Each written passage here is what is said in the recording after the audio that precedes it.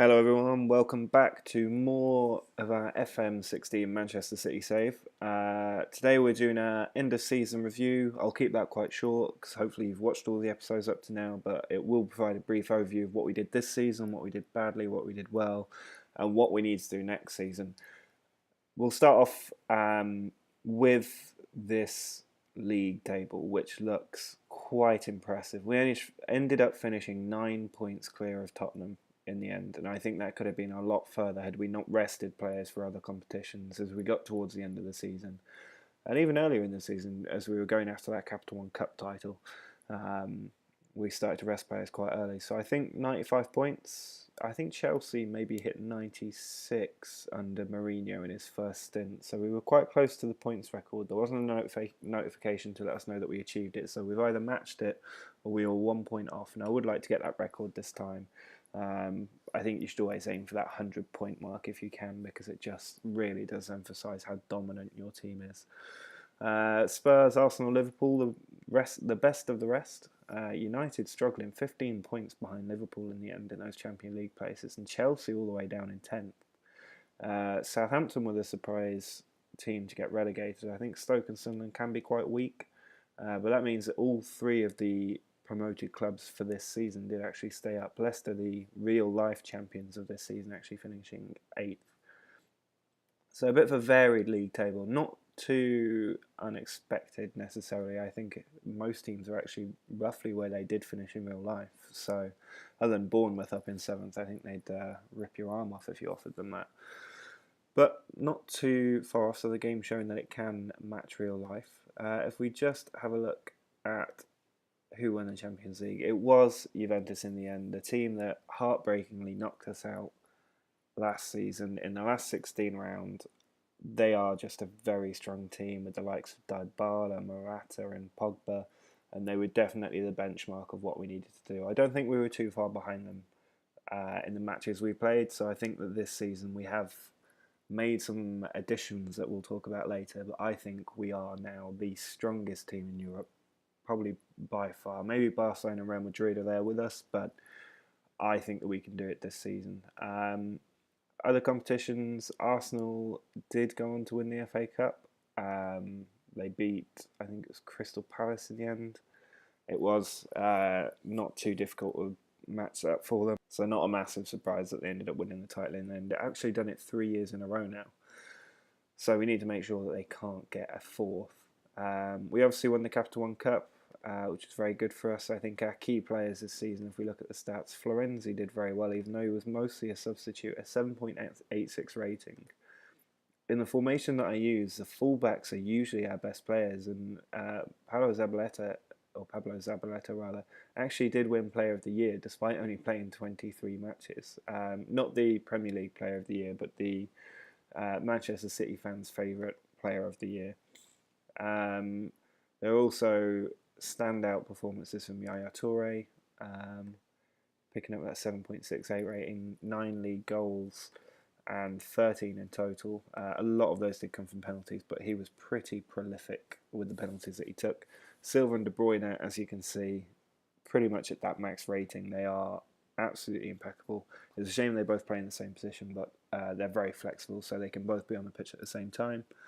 No problems there. And Sergio Aguero, what else can you say about the legend that is Sergio Aguero? 30 goals in total. I'd like to see him get more. He was injured, so we'll give him that. He was injured for large portions, I think 2 months at least out last season.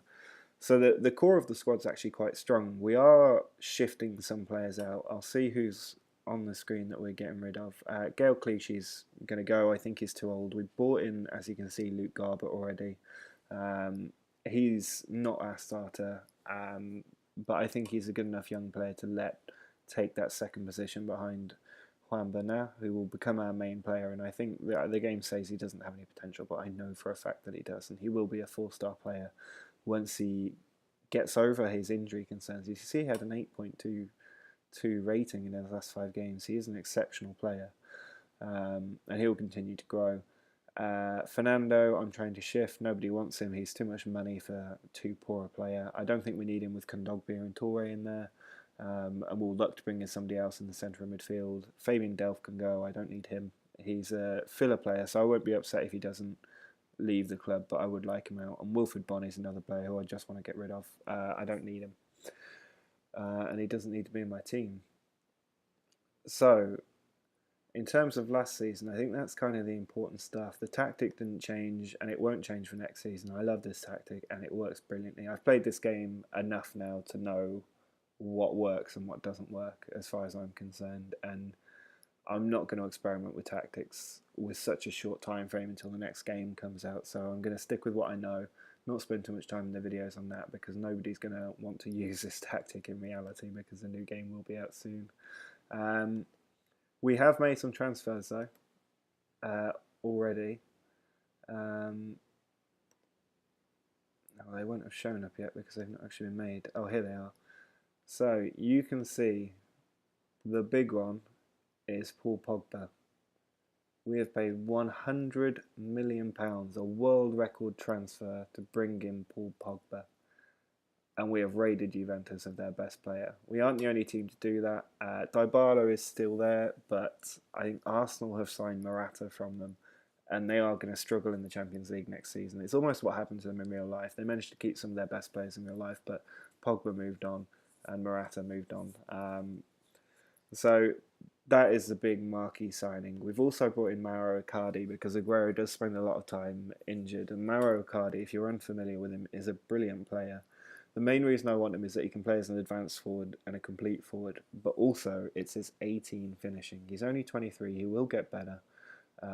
If we look at what he did last season, he was at Inter Milan and he got 22 out of 32, which is a fantastic return for a simulated team.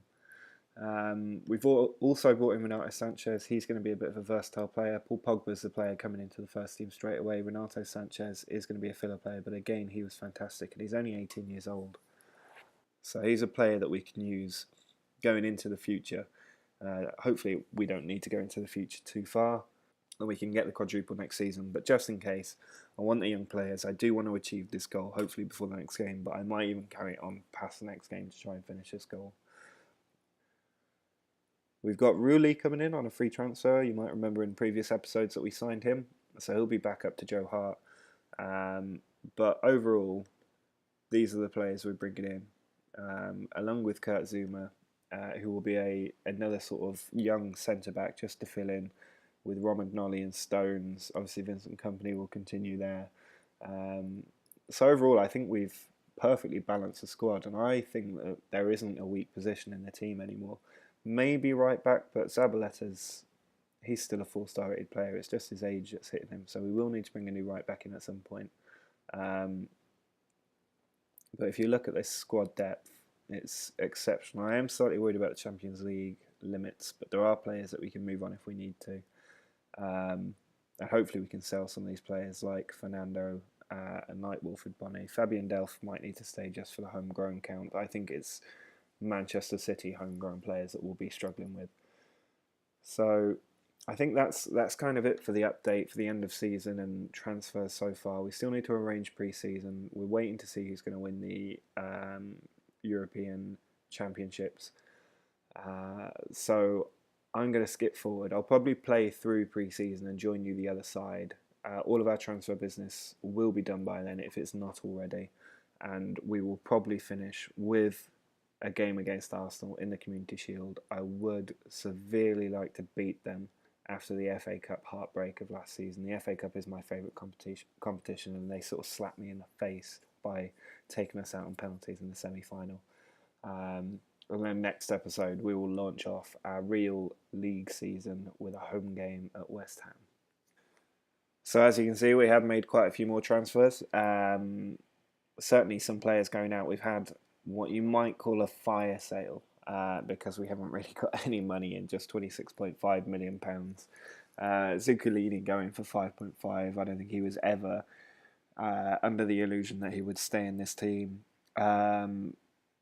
The big surprise is Yaya Toure has left for £3.5 million.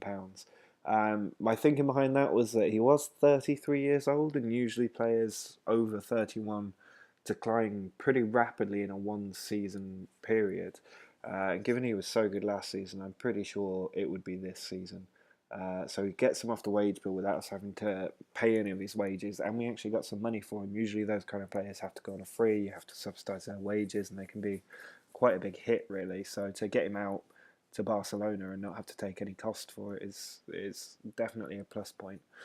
Dalglish obviously went. The really annoying thing is that Fabian Delph won't leave. There was an offer for him from Roma and Real Madrid, and he turned them both down. Not for wages, not for anything else, just because he wanted to stay. So that was annoying. But we did manage to get rid of Fernando for just £5 million. In terms of players that we brought in, we did a bit more than I expected us to do. And a little bit of that was driven by revenge, because Real Madrid tried to unsettle Sergio Aguero by putting in a £60 million bid for him, which was obviously way undervalued for a player as good as he is. So I rejected that out of hand, and then gave him a new contract worth £74 million over 4 years to wade off interest. But I wasn't happy that they were trying to unsettle our main striker. So I went out and signed Martin Odegaard for £9.25 million, I think was his release clause. And to stop them doing what they usually do, which is offer him a better contract, I just went straight in at 80 grand a week, because he will be on our books for a long time. And I just snapped him up. He hasn't really played very much. He was actually on loan at Norwich last time. But that potential is usually fulfilled. He has some of the best potential in the game. And in terms of right wingers, he might struggle to get much playing time, but he will have time to build into the squad. We also brought in Mateo Kovacic, mainly because we sold Yaya Toure. Also because he's one of the best young midfielders in the game. He doesn't usually fulfill the ability that the coaches think he has. So he is more of a rotation player for me. But as you can see, he's already fourth in the pecking order. Renato Sanchez and Joshua Kimmich, who's the other player that we signed, also there to try and make up the numbers. Kimmich can play a bit further back, whereas Kovacic can only play in the middle. So those are the transfers. In addition to the ones we brought in before, if we just look at the scouting ability for some of these players, Renato Sanchez, amazing. He's already a good player and he will become world class. Icardi, again, already a good player, will become world class. He will be filling in for Sergio Aguero in games where we maybe aren't too worried about the result. And even Kurt Zouma is actually quite good. He could be a full-star player with plenty of game time, which I'm hoping I will be able to give him. You just have to look at his heading, tackling, determination, all the key stats for a defender. He has them. So he has everything you need to become a top-quality defender.